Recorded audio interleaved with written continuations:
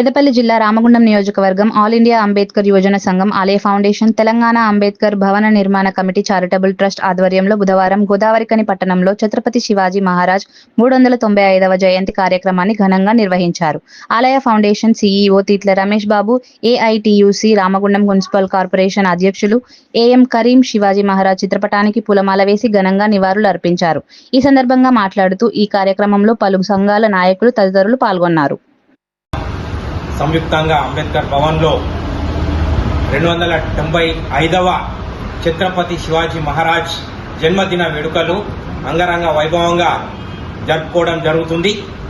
ఛత్రపతి శివాజీ మహారాజ్ కేవలం హిందూ సమాజాన్ని మాత్రమే కాపాడలేదు, భారతదేశం యొక్క గౌరవాన్ని, కీర్తి ప్రతిష్టలను ప్రపంచానికి తెలిసే విధంగా ముఘల్ సైన్యాన్ని తట్టుకొని నిలబడి మన యొక్క స్త్రీల మాన ప్రాణాలు కాపాడి భారతదేశ ఔన్నత్యాన్ని ప్రపంచానికి తెలిసే విధంగా ప్రపంచం ఉన్నటువంటి మిలిటరీ జనరల్స్ ఈరోజు ఛత్రపతి శివాజీ మహారాజ్ యొక్క యుద్ధ తంత్రాలు, గెరిల్లా యుద్ధ నైపుణ్యాలు చదువుకొని వారు కూడా వాళ్ళ యొక్క దేశాన్ని కాపాడుకునే ఆ యుద్ధ తంత్రాల్లో వీటిని అమలు చేస్తున్నారని చెప్పేసి నేను గౌరవంగా తెలియజేస్తున్నాను.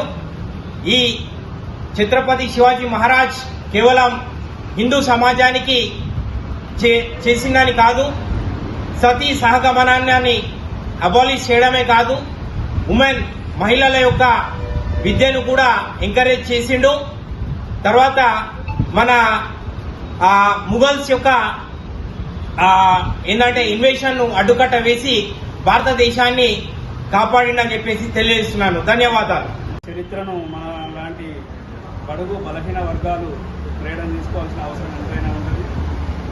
శివనగరిలో తాను పుట్టినప్పుడు విదేశీ పాలకులు రాజ్యం నడుస్తున్న క్రమంలో తల్లి విజయబాయి భారత రామాయణ మహాగాథలు వినిపించి ఛత్రపతి శివాజీ లోపట జాతీయోద్యమ భావజాలాన్ని రేపించి తల్లి తనకు దేశభక్తి భావాలు, స్వీయ ప్రేరణ భావాలు, స్వాభిమానం ఉగ్గుపాలతో రంగరించి జియాబాయి ఒక మహోన్నత వ్యక్తిత్వాన్ని శివాజీ మహారాజుకు తన ఉగ్గుపాల ద్వారా నేర్పించడం ద్వారా శివాజీ మహారాజు చిన్నతనంలోనే మొఘలాయులపై తను దండయాత్ర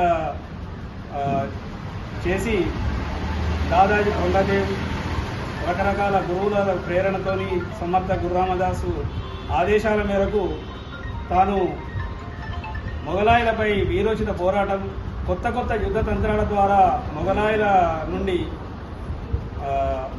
భారతదేశంలో మరాఠా రాజ్యాన్ని విముక్తి చేసి తాను 9 మంది బ్రాహ్మణులతోని ఛత్రపతి శివాజీగా తన పట్టాభిషేక్తుడై విదేశీ పాలనలో అఖండ భారతం ఎక్కడా